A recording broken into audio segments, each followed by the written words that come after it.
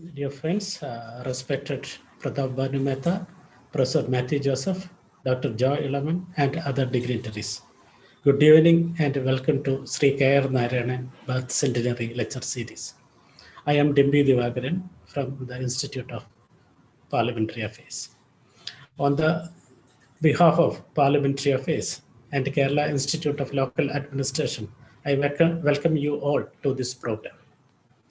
This is the third lecture in the K.R. Narayanan Birth Centenary Lecture Series. First two lectures were delivered respectively by Ambassador Shivshankar Menon and Professor Gopal Guru.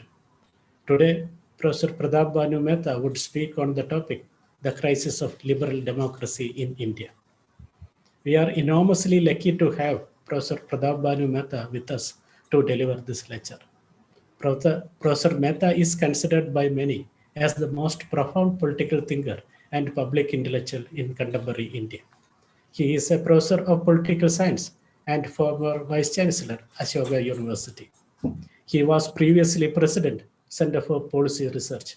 He has been a professor at Harvard, JNU, and New York University Law School. When he was a professor in JNU, I was also a student at JNU. So it is a good seeing my teacher. Professor Mehta has published widely in political theory, constitutional law, society and politics in India, governance and political economy, and international affairs. His most recent publications include the Oxford Handbook to the Indian Constitution, co-edited with Madhav Khosla and Sujit Chowdhury, Rethinking India's Public Institutions with Devesh Kapoor and Milan Vaishnav, the Oxford Companion to Politics in India with Neeraja Jayan, and The Burden of Democracy. Professor Pratap Banu Mehta has also served as the member convener of the National Knowledge Commission, member of the National Security Advisory Board, member of the Linto Committee. He chairs jury for the Holberg Prize. Professor Mehta maintains a prolific engagement with public affairs. He is an editorial consultant to the Indian Express, where he writes regular column.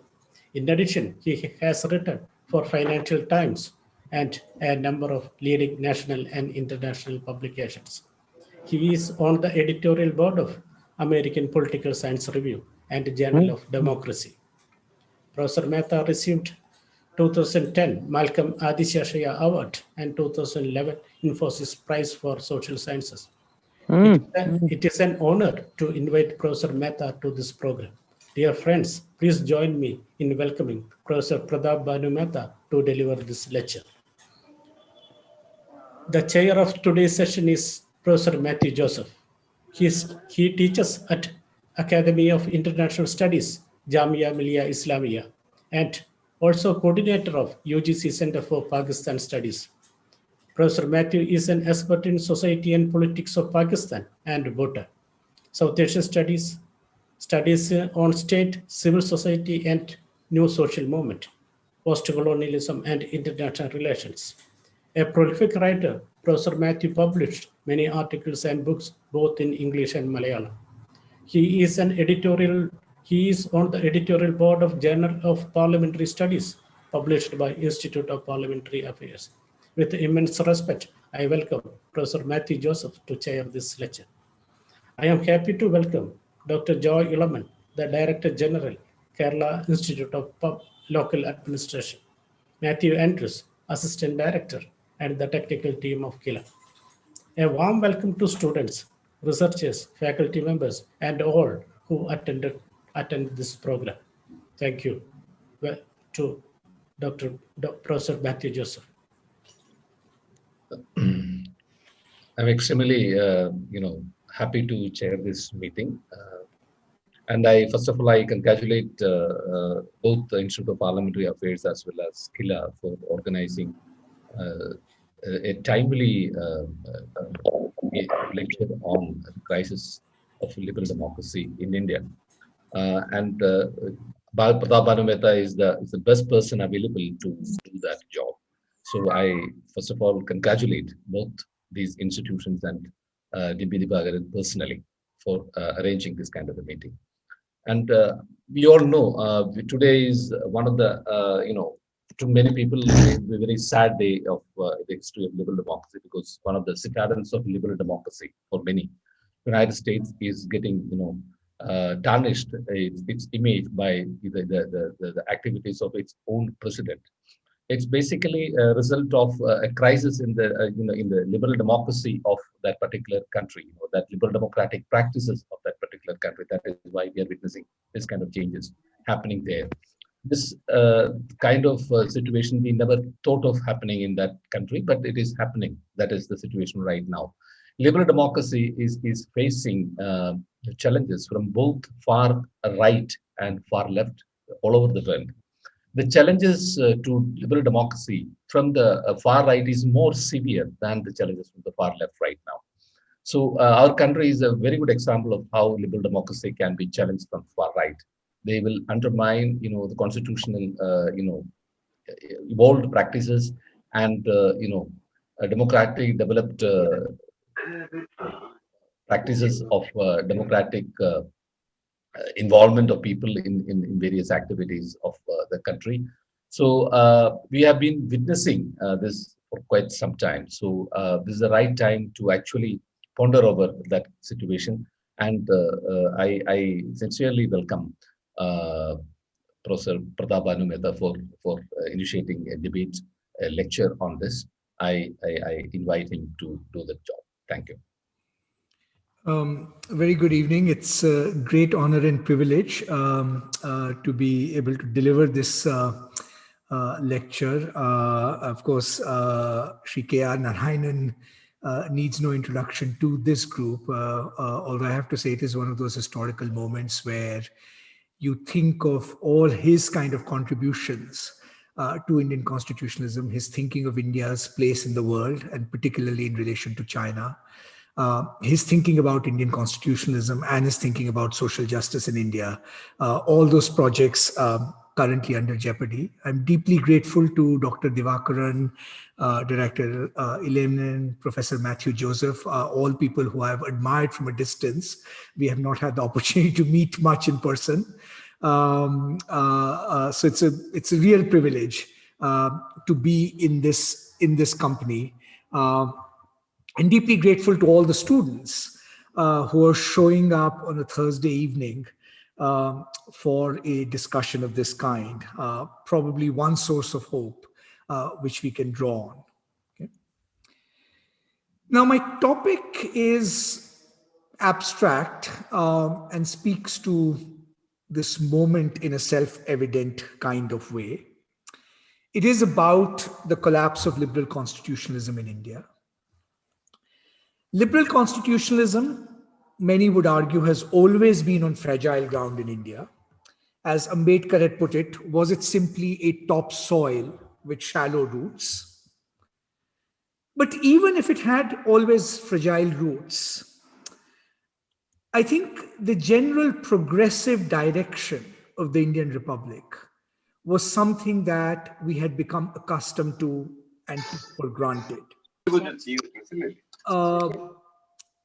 think, may I just request, I think a couple of students may not have their mics on mute, it's fine, okay.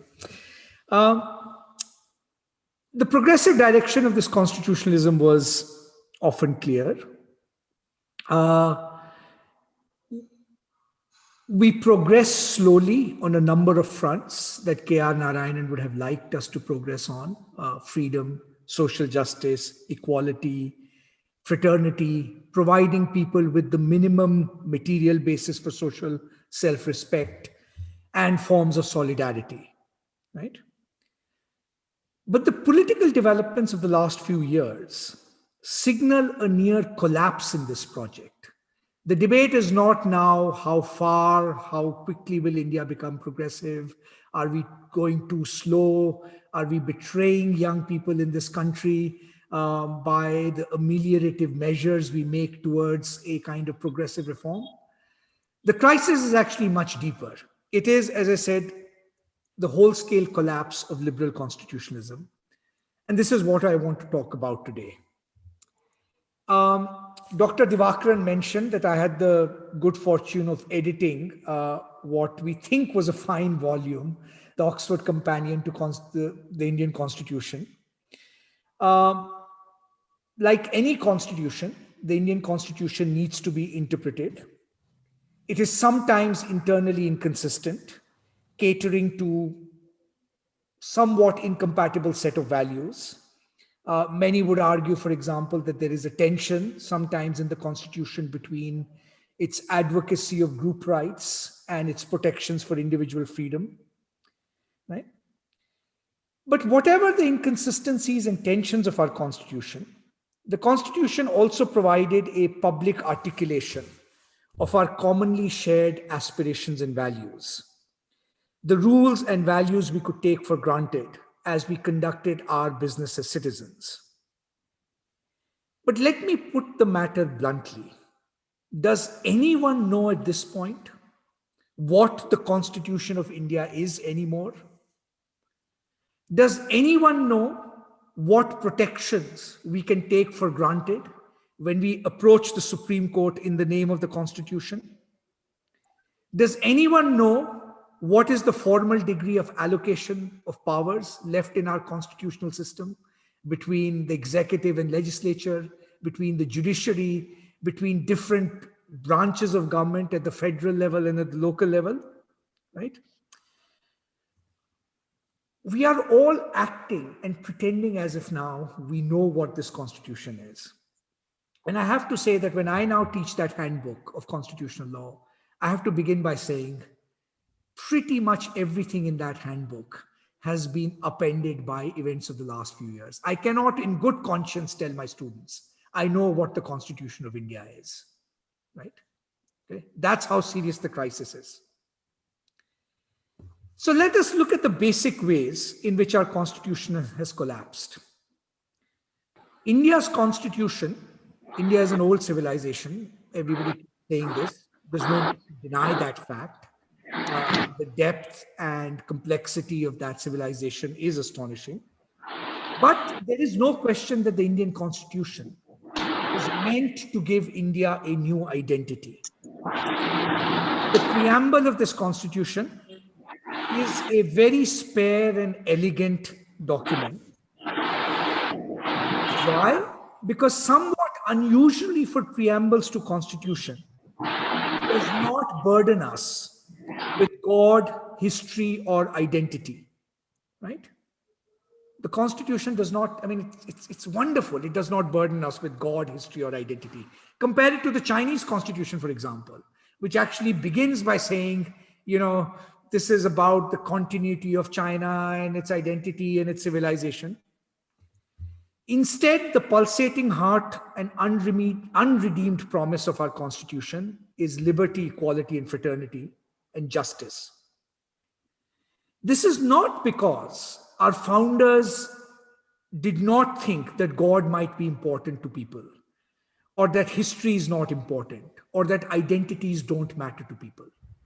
They fully understood how constitutive God, history, and identity are, right, of our individual characters and our collective life. But it is precisely because God, history, and identity are important, right, that they wanted to leave us to liberate us, to imagine these in whichever way we chose, right? So it's often said that, look, India did not take, questions of identity and religion and all seriously. It actually took them utterly seriously. And the most dignified way of taking them seriously is to let people define these on their own terms in whichever way they like. So like a stotra, the preamble of our Constitution lets you concentrate on the basics of social existence. Liberty for what? Equality of what? And fraternity between whom? And the answers to these three questions are supposed to be mutually supportive. One concept, liberty, for example, cannot be operative without equality, and neither can be operative without fraternity, some feeling of mutual identification on terms of reciprocity.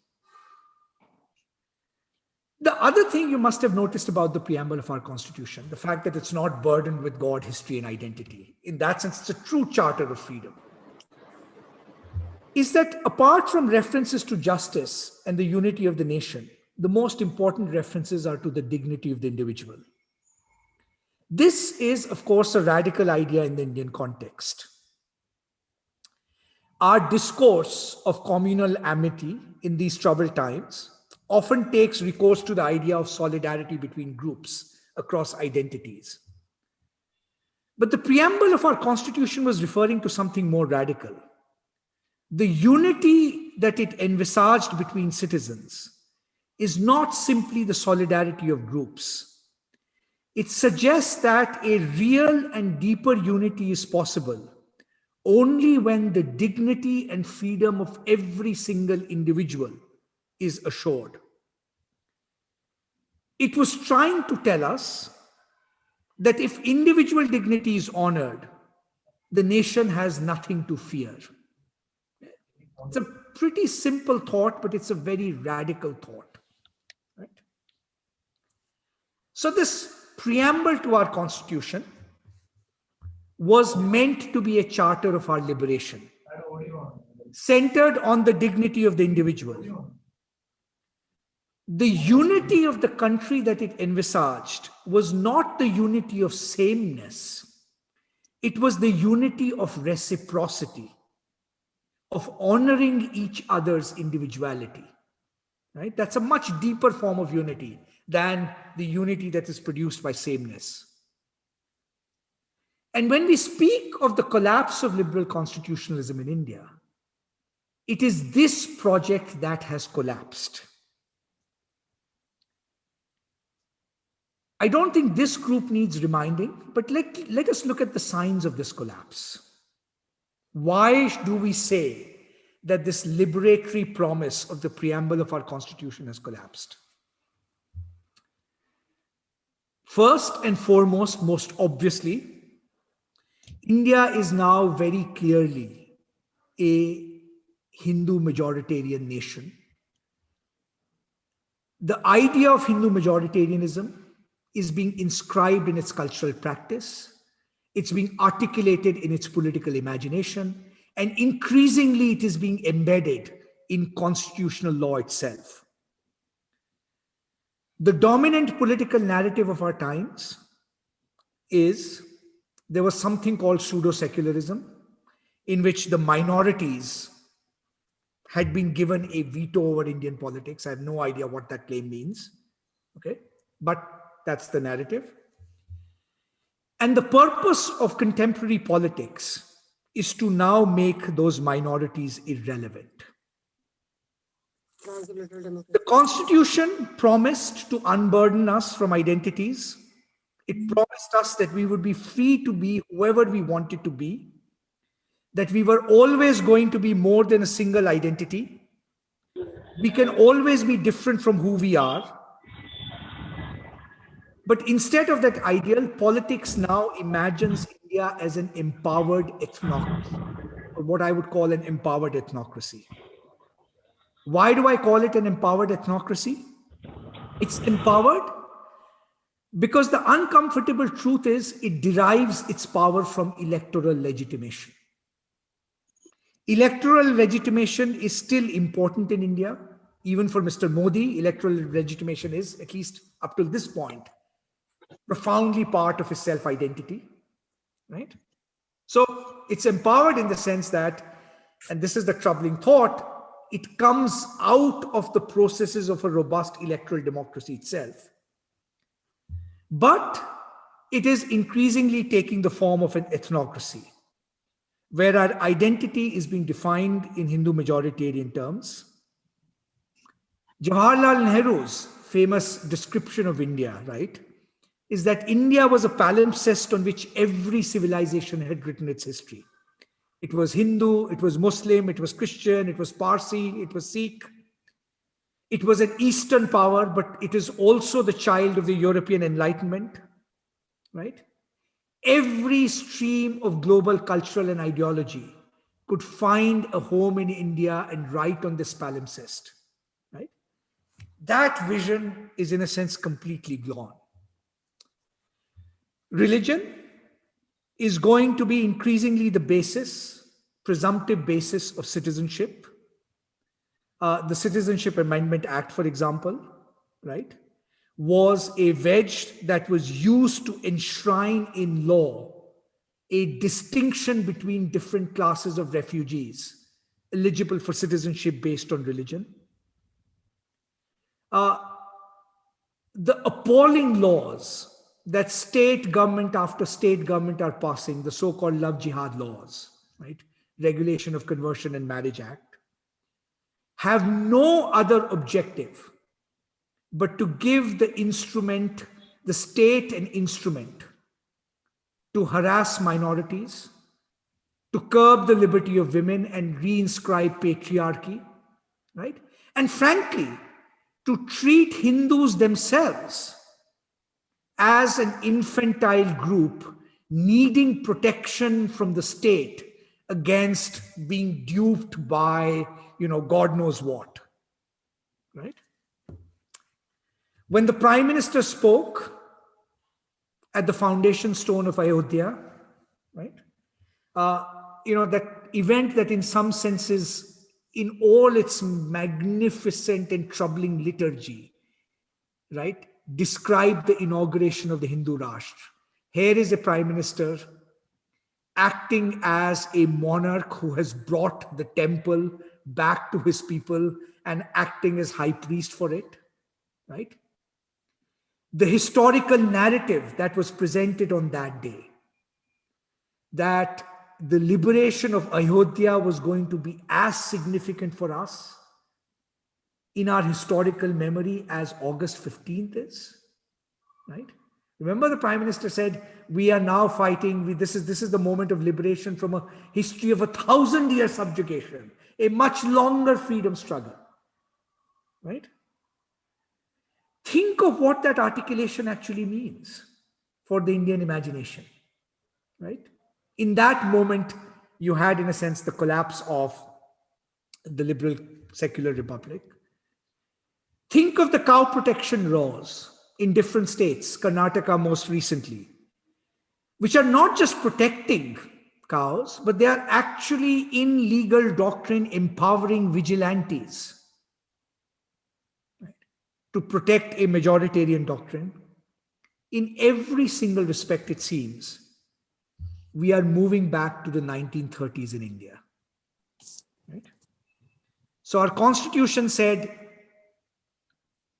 unburden yourself, imagine your future in different ways, make India a zone of individual freedom and dignity.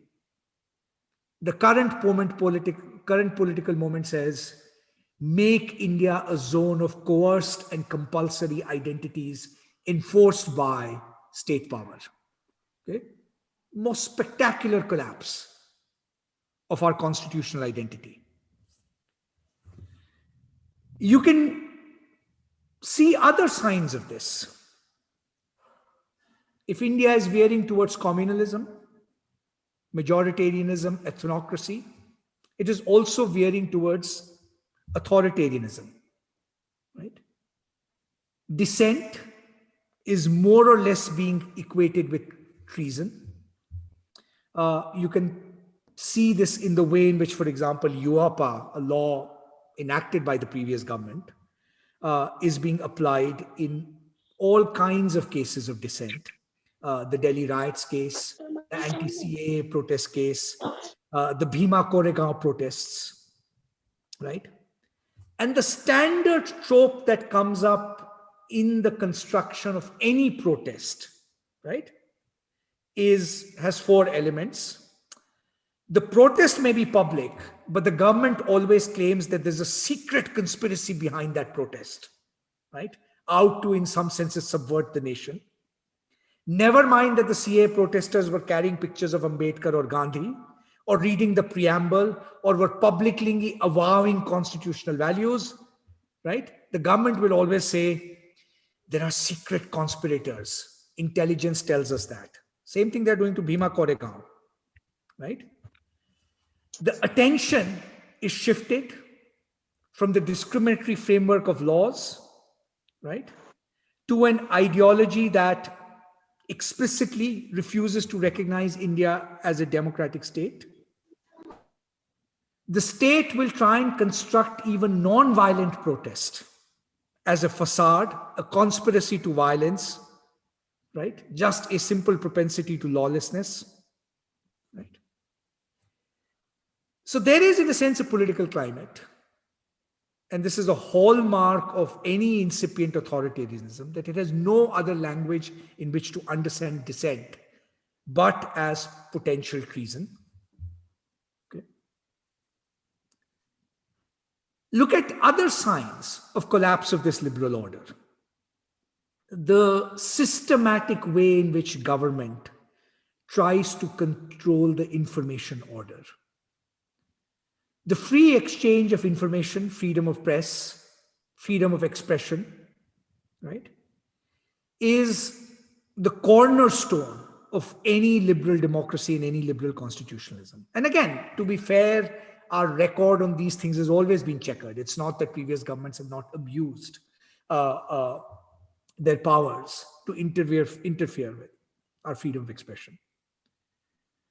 But the systematic construction of an information order controlled by the state, right, by its control of private media, through its control of Indian capital, for instance, by its control even of parts of social media through its regulatory interventions, right, by its active investment in campaigns of disinformation, by its creation of orderly cadres of disinformation infrastructure. This kind of control of an information order, attempt to control information order, is absolutely unprecedented in Indian democracy. Okay? Move further. Let's move, to even more disturbing aspects of this, as if this weren't disturbing enough. The ruling party explicitly empowers and authorizes the use of vigilante groups in civil society, right? Bajrang Dal, VHP. Not just that, it actively rewards political groups and forces that will enact a majoritarian politics through vigilante politics, right? Kapil Sharma is not going to be investigated in the Delhi riots, right? Professor Apurvanand or Umar Khalid might, right? The trajectories of those who are actually going to make it to the higher rungs of politics in the BJP are going to have to, in a sense, be validated through their ability to, in some senses, craft this kind of vigilante politics. Federalism has all but collapsed, right? Does anybody really care what the division of powers in the Indian Constitution between the state list, central list, concurrent list is? Right? It's an issue that is going to be litigated. I know Kerala has filed, has taken a view on the farm bills from a federalism point of view. But the fact is that on every dimension of federalism, right? Fiscal allocations to the states, honoring of the division of labor between states and center, right? Not to mention third tier of government, 73rd and 74th Amendment. India is now on its way to decimating whatever shards of federalism we had left. The cornerstone of a liberal democracy is making citizens transparent to the state. Excuse me. Sorry, I said it in reverse. Making the state transparent to citizens. Over the last 15, 20 years, the Indian state had been moving in that direction. Think of the Right to Information Act, one of the most revolutionary acts of state transparency ever enacted, which is now being gutted. But the state now says no, the state will not be transparent to the citizens. Citizens have to be made transparent to the state in every aspect of their lives, right?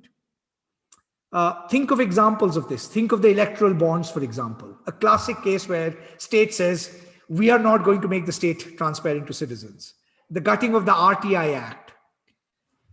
But the different modes of surveillance and accountability of individual citizens that the state is putting in place, far in disproportion to the kinds of accountability that citizens can demand of the state. It's completely reversed the order of presumption. So you might say, okay, these things on and off happen in democracies. What about checks and balances? Independent institutions? One of the great tragedies of contemporary Indian constitutionalism is the almost near collapse of independent institutions. For all the problems of American democracy, and American democracy is in deep trouble, I think. The fact of the matter is, independent institutions still held up relatively well. In part, Mr. Trump was frustrated because he lost every single judicial case that he filed against the elections. Right? Judicial institutions are still protecting freedom of press and individual rights to a great degree. India has seen the most unprecedented collapse of judicial power that you can imagine. I have used this term even at the risk of being graceless and drawing perhaps the contempt of the court. I will use it against. We are in a phase of what I call judicial barbarism, right? Where there is the overwhelming appearance of arbitrariness in judicial decision-making, particularly when it comes to fundamental constitutional matters. Look, the Indian judiciary is always complicated. Access to justice has never been easy. But the application of constitutional law has become so dependent on the arbitrary whims of individual judges that neither the rule of constitutional law nor our constitutional terms have any meaning. The law has become an instrument of oppression, or at the very least, it aids and abets oppression. What does this mean? It means weak protection for civil liberties and dissenters. It means an unusual degree of deference to state power. And it means a court excessively concerned with its own lese majesty. Like a sacred monarch, the court cannot be seriously criticized or mocked. And its majesty is secured not by the power of its reasoning, not because it's drawing a sword protecting individual liberties, but because it's simply using its power of contempt, right? When the state treats a section of its own citizenries as enemies of the people, and the judiciary abets that treatment, right? When we convert politics into a game of victims and oppressors and ensure that one side comes up the victim, that's judicial barbarism of the highest order, right? The abdication on basic habeas corpus. Does any one of us know now, are we assured with a straight face, that if we approached a court with a habeas corpus petition, we would be heard? There are some high courts, some brave judges in high courts still delivering wonderful habeas corpus decisions, but they're constantly being undermined by the Supreme Court. The Supreme Court has abdicated on every major case of constitutional importance: electoral bonds, federalism, Article 370 in Kashmir, right? So the usual checks and balances. Does anybody hear of the Controller and Accountant General anymore? Have, in a sense, more or less collapsed. You have a political style now that thrives on the politics of permanent mobilization around a nationalist narrative. And the danger in that narrative is not nationalism. All countries have some degree of nationalism, right? it is that the form that that politics takes, a kind of bellicosity, a valorization of disinhibition, a disarticulation of economics and politics, right? That kind of a, you might say, a reactionary modernism, a reactionary mobilization, detrimental to any form of liberal constitutionalism.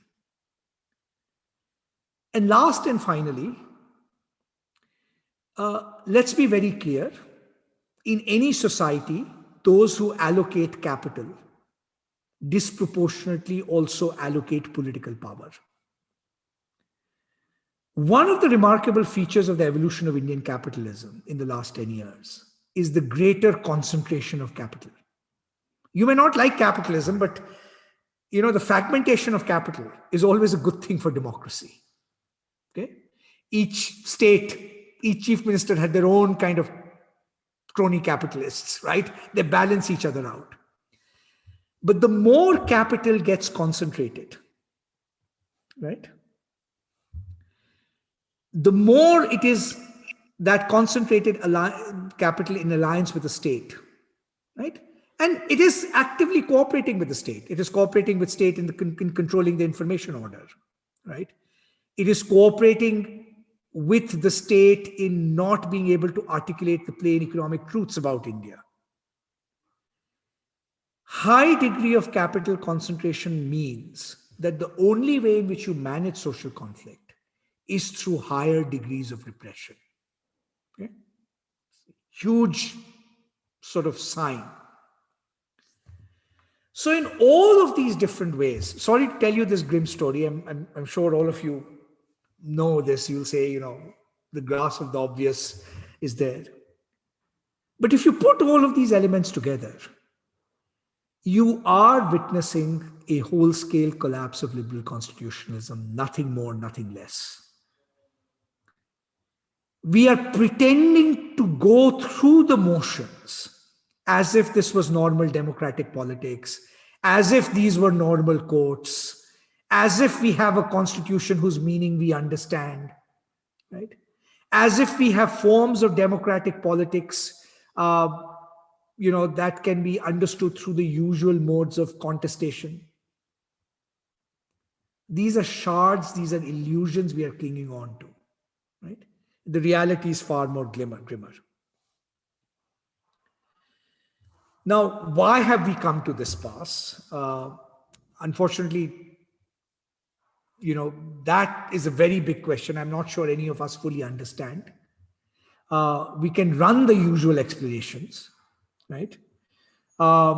We can begin by saying that the old order, right, that in a sense existed before the single party authoritarian dominance of the BJP, collapsed of its own weight because of plutocracy, because it lost the will to fight in some ways. And that's still very evident.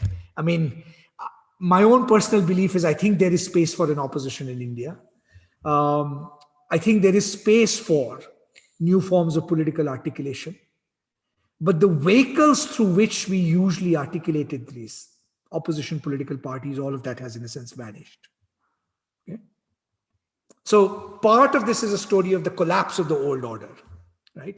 Which by 2009 was crumbling, as it were, of its own weight.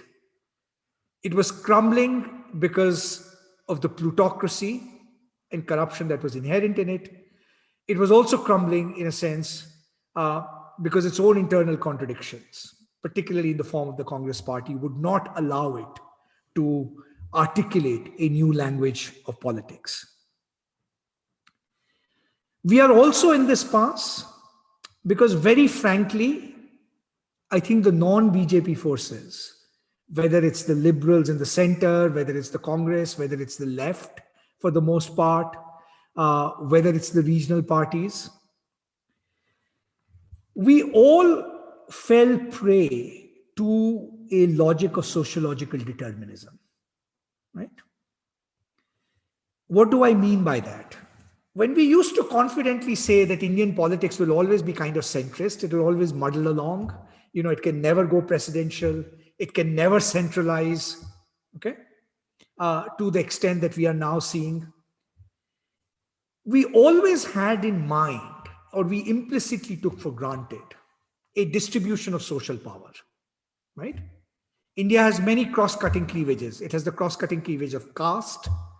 It has the cross-cutting cleavage of region and language, and in some cases, even class. And we assumed from 1980s onwards that these would act as natural brakes on any centralizing tendency in Indian politics, right? You may not like them individually, normatively, they might all be problematic, right? Caste-based voting, regional identities, but cumulatively, they add up to the distribution of social power that acts as a check against centralization. I think one of the rudest shocks to the Indian system was the recognition that this sociological determinism, right, left Indian democracy hollow. Why did it leave Indian democracy hollow? One, because it was almost like a negative picture. If the BJP talks Kamandal, we will talk Mandal, right? Again, using a deterministic sociological category almost as a check and balance. If BJP thinks centralizing, we will think regional identities, right? Okay. So it was, in a sense, at best, a kind of negative image, right? But more seriously, in some ways, it turned out that sociological determinism is false. One of the things you have to give to the BJP, and one of the things you have to give Mr. Modi, is that they have a far more constructivist view about political identities than I think the left and the center did. They recognize that political identities, including ethnic identities like Hindutva, are created through forms of political outreach and political mobilization. They're not natural givens. On the other hand, what happened to those other identities that were going to be checks and balances? Caste, right? Always the center and the left's kind of dream. This social fragmentation can check centralization. Yes, it did for a while when you had caste-based mobilization movements. But it did so when the logic of caste-based mobilization was agglomerative, right? When, let's say, the BSP was saying, we are going to create a new political identity amongst Dalits over and above the political identities they might have in their different jatis, right? One of the interesting things that's happening to caste-based politics now, it's not that caste doesn't matter in Indian politics. God knows caste atrocities still take place. Caste identity is still an important axis of social and political mobilization. But the logic of caste identity is becoming fragmentary, right? Because each of those agglomerative divisions that we had created, SCs, OBCs, Dalits, the inequalities between them, within them, as it were, right, has opened up the space for splitting up those agglomerative coalitions. This first happened at the state level, but this is exactly what the BJP has done. Dalit politics as Dalit politics in UP is dead. Okay? BSP is in some senses a diminished force. You also have the greater individualization of caste politics, right? When the OBC vote splits three ways, when even the Yadav vote in UP splits two ways, you have to begin to recognize that the deterministic logic of caste identity cannot be re-articulated in political terms in the way that we used to. Same thing happened with region, right? Regional identity is still important.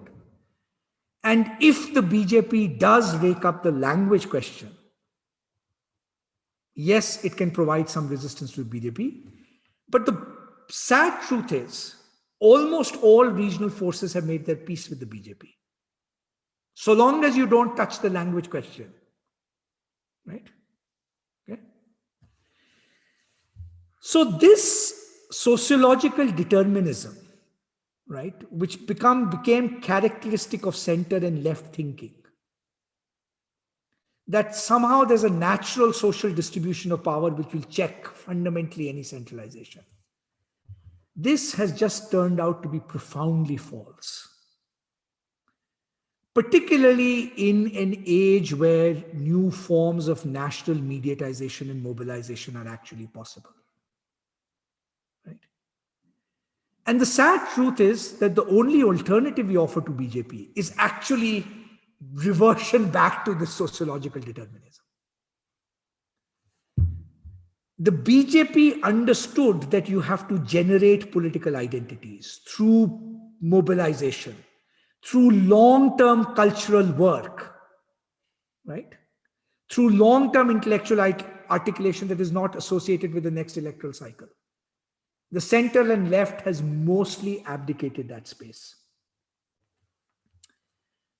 One can, in a sense, go on. So that natural check and balance in the social distribution of power disappeared. Elections in India are now going to be about generating national narratives. There is no question, as I had mentioned, the logic of capital. Indian capital acquired an ideological investment in the propagation of Hindutva. The international environment certainly helped, particularly with Mr. Trump's coming to power, right? And I think this trend will continue with, in a sense, the deterioration of American democracy. There was no penalty in the international system to domestic bad behavior. In fact, there's almost this is a kind of empowering moment for every wannabe dictator or authoritarian regime. The European Union cannot even act against Hungary and Poland. Forget it, in a sense, being a beacon of any kind of international norm, in a sense, around democracy.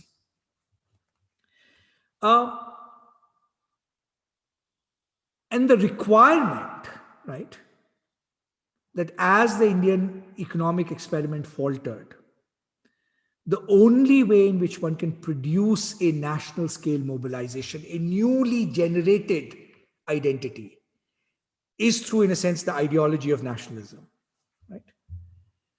All of these things are taking us into a very different domain of politics. Now, the bad news for us, right, as I said, liberal constitutionalism, the collapse is all but complete. And there is no, in a sense, natural social or political force that has enough roots to be, in a sense, to combat this, right? We like to use the metaphor of new freedom struggles. Frankly, India's next freedom struggle begins now, and this is going to be an at least 10 to 15 year project, right? It will have to learn from the BJP that political identities are generated, they're not given. They're generated through the hard work of grassroots mobilization, right? They are generated in some senses, right? By cleverly thinking of what strategies of mobilization work and do not work in a highly mediatized age, right? One doesn't even know where to begin, in a sense, in this, in this project. So the challenge for us, right, is, I think, as I said, we are back to the drawing board, back to literally the square one. Don't think of the normal processes of electoral politics as going to be the medium through which we are going to get political deliverance anytime soon. Those are important. Absolutely, those are important, right? Even if the economy doesn't do well and new social protests come up, like let's say the farmers' movement in Punjab, There will be social movements of these kinds. But one of the most disturbing things is that these social movements will now operate in a space that is relatively unconnected to electoral politics. Right? I actually do not see the BJP paying any penalty for the farmers' movement 6 months from now. Right? It's almost as if that's its kind of, it's in a sense its own parallel track.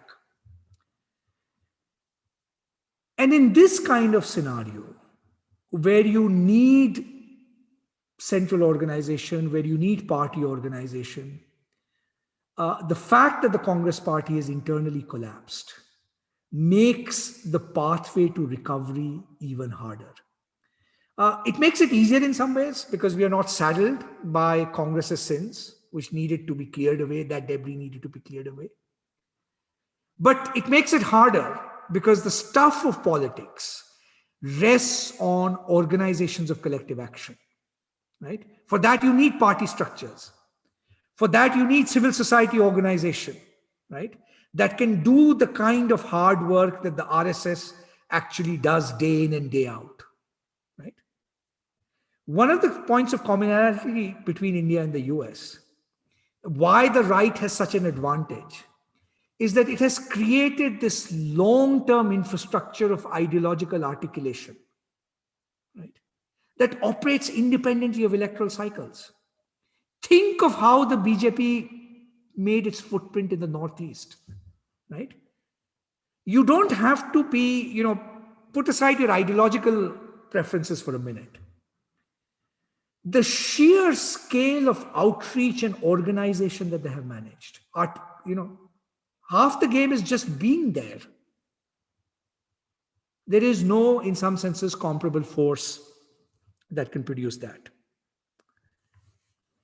And so I'm afraid we are in a period of protracted authoritarianism and communalism.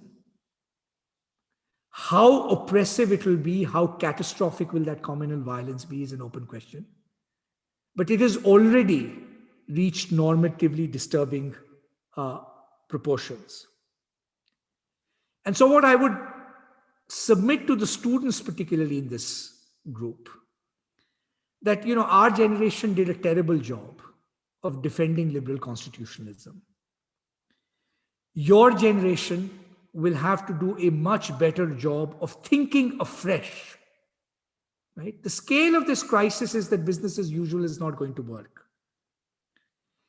And we'll have to, in a sense, adopt the stance of the Indian nationalist movement to launch literally a new freedom struggle.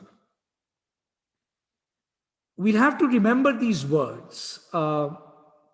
These were articulated by Frederick Douglass in the American context, but I think they make even more sense for India.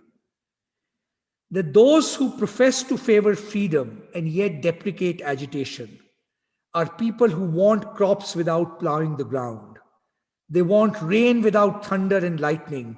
They want the ocean without the roar of its many waters. Our struggle may be a moral one, or it may be a physical one, or it may be both. But it will have to be a struggle. Because remember, power, especially authoritarian and communal power, concedes nothing without a demand. It never did, and it never will. Sorry to end on that somber note, but I think we would be pretending, we would be lying, right, if we did not grasp the gravity of the crisis that we face. Thank you. Thank you, Professor Mehta, for your wonderful deliberation of what is happening right now in India. And you have very clearly, pointed out the major issues which we are facing at the moment. And you have very beautifully given a message to the young scholars, the students who are participating in this meeting, to how to carry forward, the spirit of the struggle of our freedom fighters and things like that. There are a lot of questions right now typed in the chat box, as well as, this is the right time to ask right questions to Professor Mehta about, he has actually given a broad framework of the things. I think you can ask very pointed questions. I would request people to ask pointed questions. Some of the questions which are typed in the chat box are very long. So try to ask very pointed questions. Thank you. I welcome all of you to participate in the question and answer session. Thank you all. They're actually very interesting questions. I mean, I wish we had more time to deal with all of them. I'll first begin by a question that I think Dr. Thomas Elias has asked. Very, very important question, both about the India-US comparison and the fact that just like racism is embedded in the US casteism is embedded in India. But he also makes the intriguing and important suggestion that dealing with the injustice of Brahminical patriarchy is the only permanent way to extinguish the threat of majoritarianism in India. So let me take this question. It's a really important question. So first of all, yes, I mean, I completely agree with you in the first part. I mean, obviously we didn't have time to go into, the fact that both American democracy and Indian democracy are born in a deep original sin. In our case, it's caste. In the US case, it's race. And political democracy has not been a very effective tool of overcoming that original sin. It's not that it hasn't modified it. Certainly, we have made progress in several dimensions, but not to put too fine a point on it, the nature of caste hierarchy in India still remains appalling and appallingly oppressive. There's just no two ways of denying it. Okay, so I agree with you on that point. I think your second point is more complicated, which is this kind of embedded injustice of Brahminical patriarchy and Hindutva. And let me be a little bit provocative and suggest the following to you. So yes, historically, there is a connection between Hindutva and caste in many of its articulations, and certainly in many people who join Hindutva. There is an element of upper caste resentiment, right? It's the legitimate way, in some senses, in which you defend a conservative social order. There is an element of that. Absolutely no question. But I think it's a little bit simplistic, and it'll be a little bit complacent to say that if we destroyed Brahminical patriarchy, that alone would, in a sense, be sufficient to counter Hindutva. Yes, Brahmanism, and I'm using Brahmanism as a kind of ideology, right, is objectionable on its own terms. It is normatively deeply problematic. And yes, patriarchy is normatively deeply problematic. But first of all, to assume that it comes in a unique form in Brahmanism, I think that again is complacency. Unfortunately, patriarchy runs through, in a sense, literally every kind of caste and religious formation, right? I mean, that's the appalling truth of patriarchy. But, and this is one of the things that we are beginning to see. This is why I think it's a bit optimistic to say that it's really just about diffusing Brahminical patriarchy. Is that, the BJP has managed to position itself in many contexts in many parts of the country as a more genuinely radical force than almost all of those other political forces, particularly the Congress, who position themselves on anti-caste politics, right? I mean, this is the sad tragedy of India, right? That in many parts of India, the BJP comes across as the revolutionary force on caste rather than the reactionary force on caste. And I think this is a question we, in a sense, need to answer, I think, honestly. What was it about, right? The SPs and the BSPs and the Congresses, that in retrospect, they turn out to be at least as reactionary and conservative about caste. and the BJP comes across as a more radical face. This is just an empirical fact. Okay. The second thing I think about this Brahminical patriarchy thing is that, one of the things that will happen in the process of the destruction of caste, which is a very good thing, right? There has to be an ideological destruction of the idea of caste, but there also has to be a sociological and economic destruction of the idea of caste. And that process is, in a sense, very slow, that process of endosmosis that Ambedkar talked about, right? But one of the things that happens in that process is, of course, individuals are liberated, right? That's the point of smashing down caste hierarchies. That this most insidious form, tyranny of compulsory identity that caste imposes on its citizens, no longer, right, is deemed acceptable. Even if you break that down, it still leaves open the question, what are going to be the bases on which people are actually going to mobilize and unify? Right? Right? Have you considered the other possibility? It's a possibility, right? There's nothing determined about this.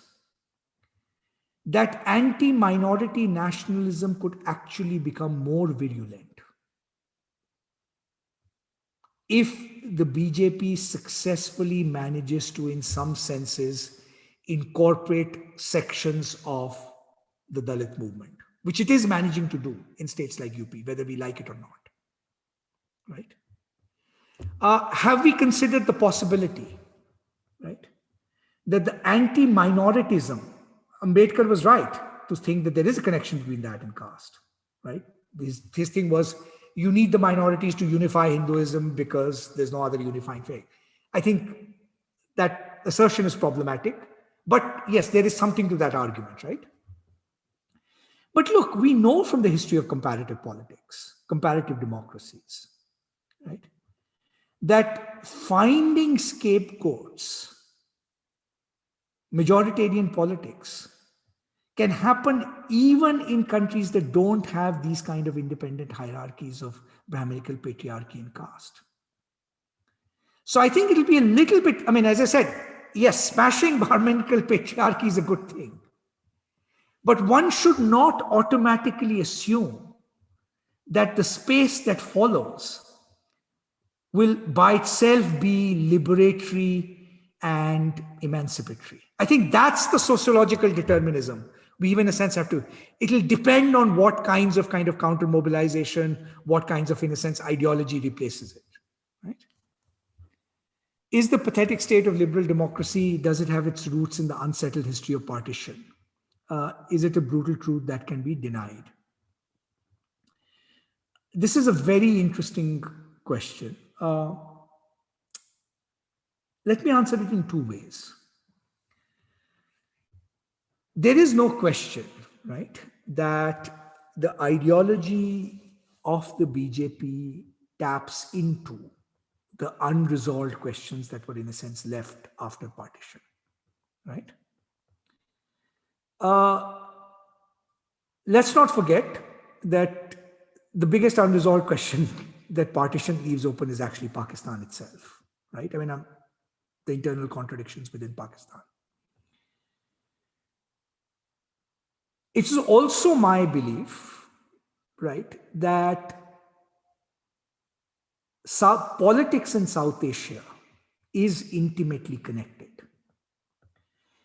After partition, and this was Ambedkar's hope, right? One of the reasons he advocated partition, in a sense, was that he thought, look, in a sense, it would provisionally settle this question. There would be a modus vivendi, and India could then liberate itself from thinking of politics in Hindu-Muslim terms. Okay? That was the hope. Now, to my mind, that promise can be redeemed only if that part of our constitution, right, which says and which holds out the promise that individuals have to be liberated from the burdens of any compulsory identity that carry. So being Hindu, being Muslim is going to be important to people. It should remain important to people, right? Nobody should be targeted for being who they are. But you need a political discourse where what citizenship rights you have, right, should not in some senses be contingent on what religious identity you carry, right? Now that failure is largely an internal failure of our politics post-independence, right? The Congress party acquired an investment in keeping communal politics alive. I completely agree with Hamid Dalwai's diagnosis done in the 1960s, right? Where we began to see India not as a zone of individual freedom, but as a federation of different communities, right?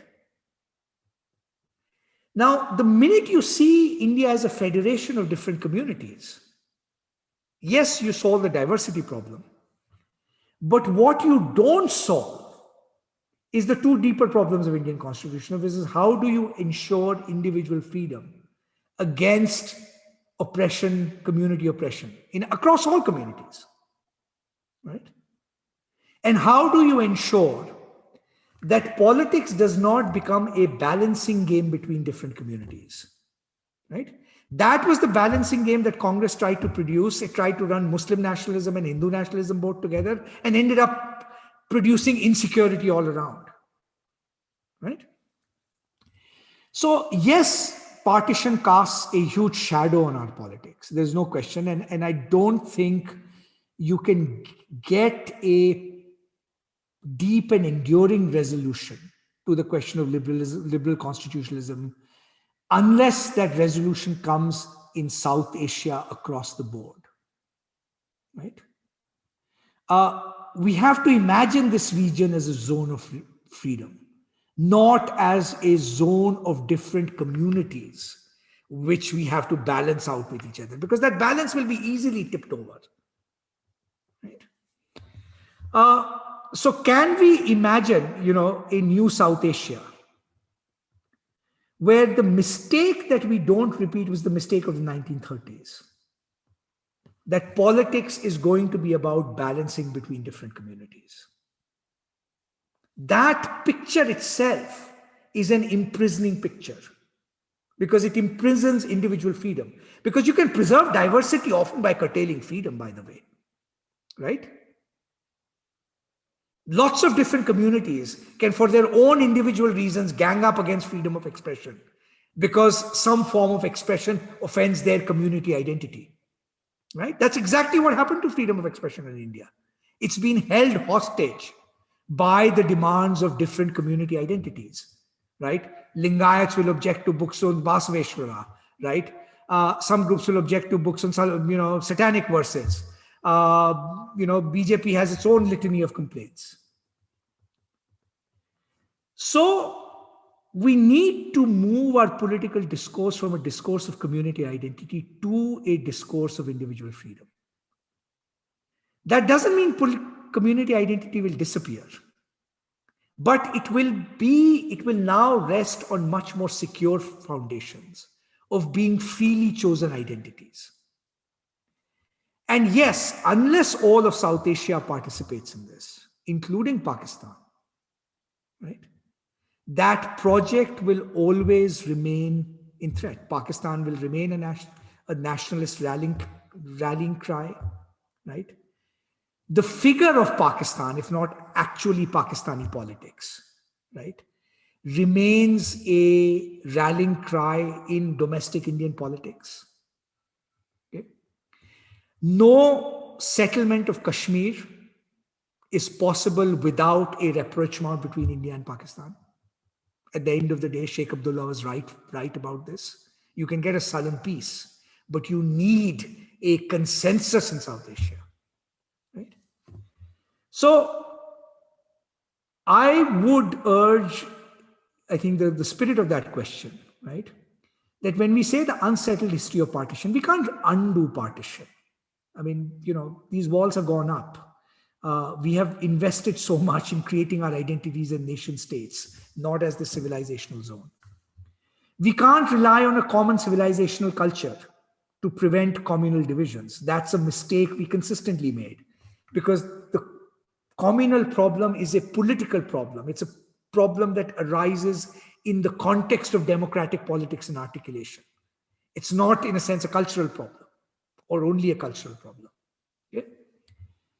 But the unsettled history of partition, right, is that we, in a sense, just put aside that question, especially in Pakistan, but increasingly in India as well, which is trying to now copy Pakistan in different ways, which is, what do we want the subcontinent to be?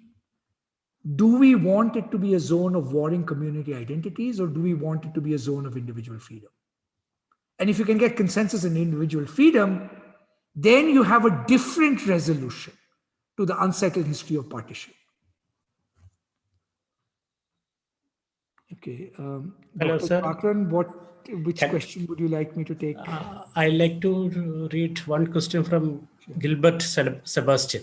Okay. Should we not understand the collapse of liberal constitutionalism in India and elsewhere in the world, as intimately related to the crisis of contemporary capitalism, and therefore have a strategy to combat it?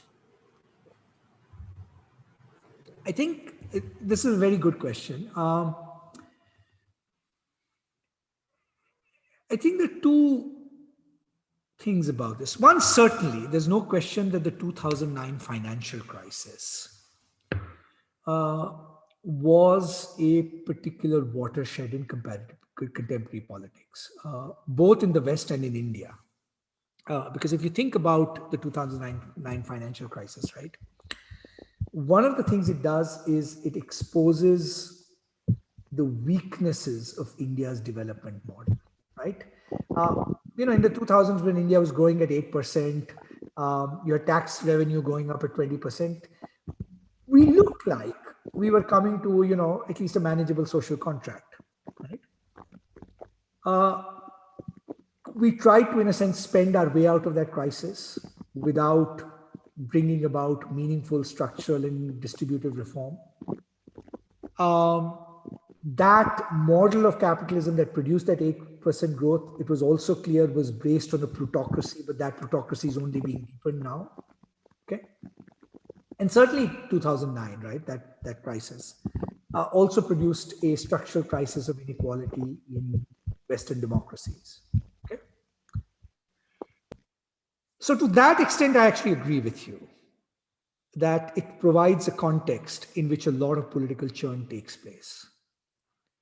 But again, I think it'd be a mistake, just as it would be a mistake to reduce politics to pure sociology, to reduce it to pure economics.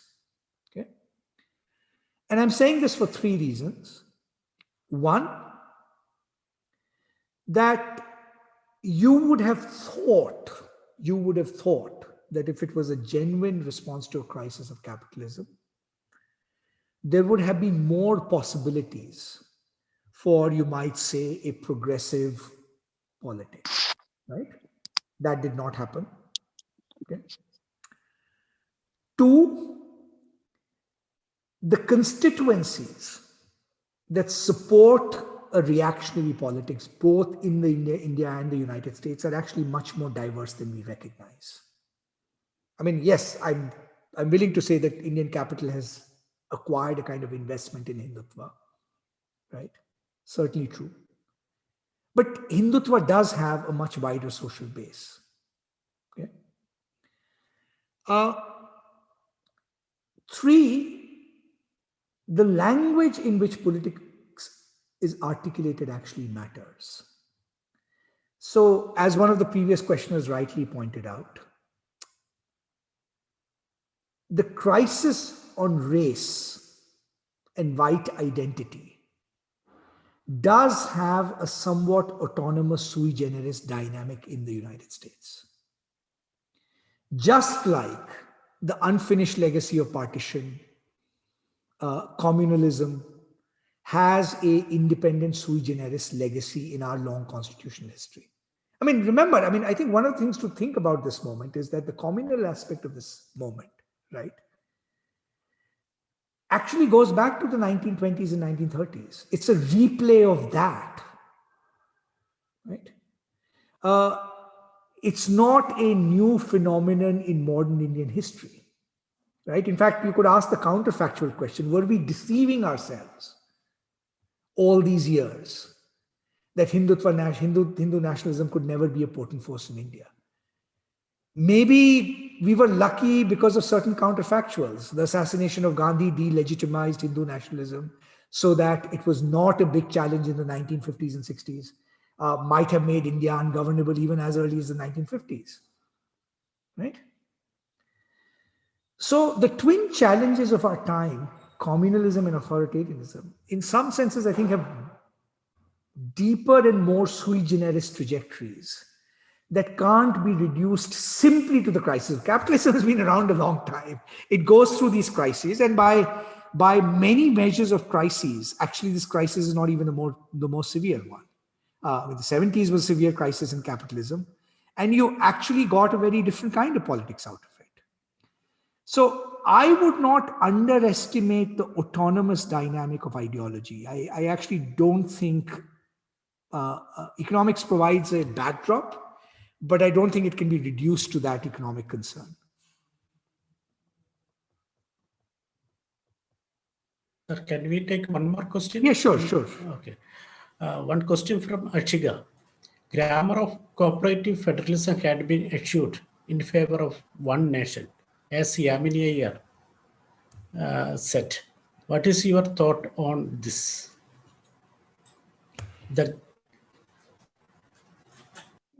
No, so look, you're very right that federalism is under serious threat.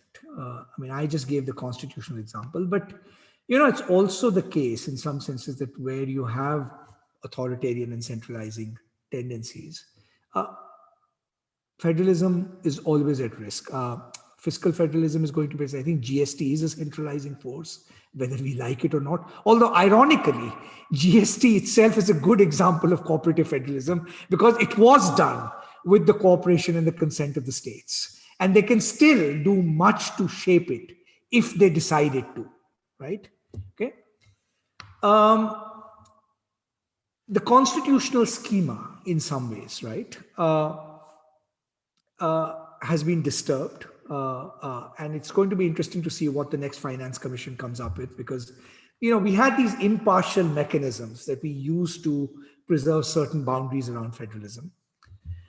The question of federalism is going to become politically potent when it comes to political representation, right? Because of the incipient demographic balance between states like Bihar and southern states. The good news is fertility is falling everywhere across India. But certainly, if you adjust political representation to demographic realities, then there is a fear that South India might lose out in the interim. So there is a potential federalism issue there. There is the federalism of identity issue. And as I said, there, I think the story is a bit more complicated. I think the BJP has craftily made its peace, right, with the linguistic question. In fact, it goes to great lengths in some senses to kind of demonstrate, right, that it's going to operate in local mediums. Mr. Modi will speak the local language everywhere he goes. The RSS, by the way, itself, right, I think places greater store by that. So the one source of federal anxiety, right, which was around language, I think the BJP will manage a little bit more craftily than people often give it credit for. I think it does recognize that it needs to mute back its Hindi nationalism. The Hindi nationalism issue is an issue for North India. I think the politics of UP is very much structured by a kind of Hindi resentment against English, right? Because Hindi never acquired a kind of political identity. But that doesn't mean that it will necessarily translate into this grand project of imposing Hindi. One nation, one election, right? Arguably a very unfederalizing idea because it's probably going to nationalize local elections even more. We already have evidence for that. So federalism is going to be undermined on lots of different fronts simultaneously. But the interesting question is there a deep constituency for federalism? I know opposition parties, the Kerala government, will call for federalism. Bengal government will call for federalism when it suits it. But the sad truth is that I don't think there is a deep political constituency for federalism. It can become a deep political constituency only if it impinges on an issue like language. It will not become a mobilizing political force in these other domains. Okay? I'm not very optimistic in a sense about, I think, being able to preserve the federal character as we understand it. Can we take one more question or? Yeah, sure. Okay. Yeah, Okay. Sir, a couple of times, the big majority to the right-wing government vindicates its electoral legitimization. Why are you completely going against the trend by gross criticism out of it? Criticism out and out. No, a very good question. So look, democracies do operate on majority rule. There's no question, right? That's inscribed in different conceptions. And nobody would take away, I think, or should underestimate the kind of political feat that the BJP has pulled off. Nobody is doubting its electoral legitimation. In fact, I began by saying how deeply electoral legitimate this government is. Okay. I know that's not a very fashionable view on the left, but that's okay. It has also, as I said, been far more creative and imaginative in thinking of a new generative language of politics. And there's no question of, Mr. Modi is an astonishing political mind. Absolutely no question. Okay. So nobody is in some senses taking its economic performance middling at best. Okay. Not as spectacular as its supporters claim. But not as catastrophic sometimes as I think its detractors claim. But India's, in that sense, economic performance has always been, except for that brief spectacular period of 7 to 8 years where we grew at 8%, has always been in the sense of the middling sort. We can debate its priorities. Okay, so taking nothing away from that. But And you notice I did not go into those debates. I mean, those debates are going to be much more complex about the nature of BJP's economic performance, for example. But there are some fundamental values, right, that not just define our identity and our nation. You would like to think they also define our moral compass. What are those fundamental values? Do you want a constitutional regime which moves more in the direction of individual freedom? And yes, I know the BJP will claim that in certain respects it is doing it, right? But it is doing it as a stick to, in a sense, legitimize and target minorities, not because it cares for freedom for its own sake.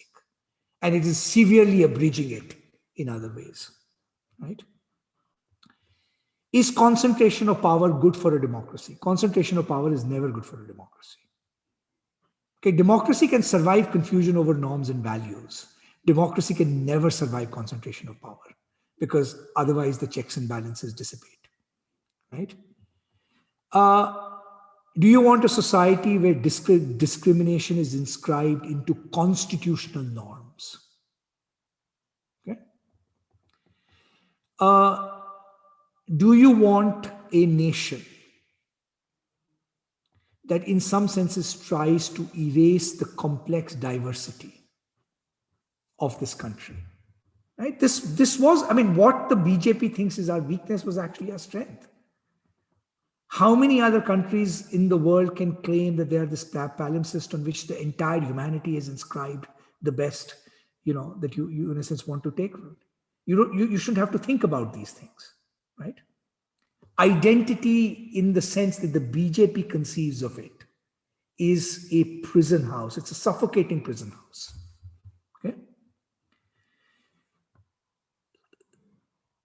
And these are fundamental questions. See, questions of economic policy, you can correct, self-correct, you can make mistakes, you can reverse policy. But if the fundamental values and moral framework in the context of which we relate to each other as citizens dissipates, right, vanishes, dissolves, that's hard to put together, okay? A broken democracy, a society where different groups are at war with each other, is a much harder thing to put back together than a society that makes an economic mistake here or there. And one of the reasons I think we are a little bit worked up about India at this moment is that we are crossing into that threshold. If any of us thinks that, and that's the tragedy, right? 80% of India might be thinking, look, we are never going to be affected by these laws, right? If the state of UP targets minorities, right, using its arbitrary power, 80% of India is safe, no? Right? Our tragedy is that we are actually not getting outraged. We are not seeing the fact that this kind of constitutional desecration is tomorrow going to haunt us. Okay? Has this government done positive things? Yes, there are certain things to its credit. I mean, as my friend Arvind Subramanian points out, for example, in the distribution of what he calls private public goods, right? Sanitation, gas, electricity, there's been great progress. But it has also come at the cost of certain other kinds of public goods, child nutrition, for example. Okay. In organizational terms, if you just step out from the ideology for a second, there is no question what the BJP manages to do by way of political mobilization is a stunning achievement, right? It has the energy. Frankly, it has the hard work on its side.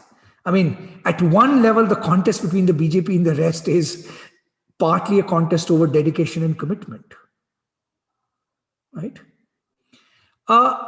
It wouldn't have succeeded without these political assets. But acknowledging those political assets, I think it's important for the left and the center to acknowledge those political assets. But it's equally important for supporters to the BJP to acknowledge that we could be taking Indian democracy to where it is a point of no return. You can have a bucket of water, which is life-giving. But if you put a few drops of poison in it, it can sap the value. There's no point then saying, oh, but look, we brought you so much water, right? So why we focus on these things is because this corrosion of values is acting like that poison. You think the universities you're going to will be safe if even the Supreme Court isn't safe? You think any of us are going to be empowered to speak in the next 10, 15 years if Supreme Court judges are so cowed? Right? If you think the information order, if it is so tightly controlled, does not have deleterious effects, right? So that's the reason. I agree. It was one-sided, you could say, but it's the side that's more fundamentally corrosive. Let us take one more question and wind up, sir. Okay. If you don't mind. Sure. What can be the possible new means or methods for the new freedom struggle while keeping back of the mind, the context of national movement, and Gandhi, Nehru, and Ambedkar's contributions? Very good question. So, look, I mean, I'm not sure I have the answers. We would be in politics if we had answers, right? Um, uh, but very quickly, because I know the hours, let's just three or four things. So, look, the first place to begin is not to think just in kind of these cosmic terms of, a national movement. I mean, that's something you build up to. The first place to begin is where we are sitting and where we are standing, in the locations that we occupy. If you are the head of an institution, academic institution, are you protecting the freedom of expression on campus? Are you afraid to organize seminars because they might offend government, right? If you are judges, be like those brave judges in different high courts who are providing relief on moral and constitutional grounds. So a lot of the space that you want to recover will actually be these spaces that we occupy. Democracy often collapses because the elite, right? Those of us who are in these privileged spaces, and most people around this table are in different levels of privilege, right? Because we abdicate our functions. So the first thing is, in a sense, to just begin there, right? Not hide behind this alibi, right? This is the sign of the times. This is the wish of the majority when it comes to upholding fundamental moral principles, because that's something in our power to do, right? What you do as a teacher, what you do as a judge, what you do as a doctor, what you do as a journalist, right? Two, you do need collective action, right? And again, collective action first begins with your own institutions. Can they hang together, right? I've seen in academic institutions, I mean, politicians come in because we abdicate, we divide, right? We let them in, okay? So the habits of collective action in the locations and domains that we have, right? The third is, you do need lots of volunteers of the kind that the BJP did, maybe the left at some point did in Kerala and Bengal, who do the hard work of the cultural articulation of liberal and progressive ideas at a grassroots level, right? That's been the single biggest failing of left and center parties, right? We just don't have any infrastructure of that kind. Again, I have to say, I mean, no matter what you think of the RSS as an organization, it is absolutely stunning and remarkable. It's one of the tragedies of India that the RSS is going to celebrate its 100th anniversary, just around the time of the Congress parties, right? And which do you think is going to survive, right? So you also need to do the work in civil society that is not going to yield dividends in the next electoral cycle, right? The one thing the BJP has learned is how to play the long game, a 15, 20-year game, right? So you need renewed energy. That's what student politics focusing on, and not kind of internecine, right? But as young people, right? What do we articulate? Those are all the things that Gandhi began, right? Then, of course, you need some exemplarity and some courage, right? After all, politics is a contest of credibility. Why should somebody trust any of us, right? I mean, I think the questioner was right. The previous question. Yes, it's easy to point out Mr. Modi's faults. But the fact of the matter is, we have not given people any reason to trust us, right? Was it because of the hierarchies we occupied? Was it because of our own betrayals? And as Gandhi knew, when you mobilize people, you mobilize them as much on the power of exemplarity. How can we be examples of the values that we profess? Right? So all of those things that the national movement began with. And then, of course, you also need some intelligent social engagement, social engineering, in some senses of different kinds. Those are the lessons we'll have to relearn. Sir, let us wind up the section. We have a lot of questions, but due to the time limit, we have to wind up the section now. This is a very insightful, thought-provoking lecture by Professor Pradap Bhanumehta. He was always been very thought-provoking teacher when he was in JNU. On the behalf of Institute of Parliamentary Affairs and Kerala Institute of Local Administration, I express our deep gratitude to Professor Pradap Bhanumehta. The chair of this section, Professor Matthew Joseph, unfortunately he lost the connection. I thank Matthew Joseph also. I also thank the students, teachers, faculty members of different colleges who participated in this program. Thank you very much. Thank you, sir, for this lecture. Thank you. Thank you. Thank you.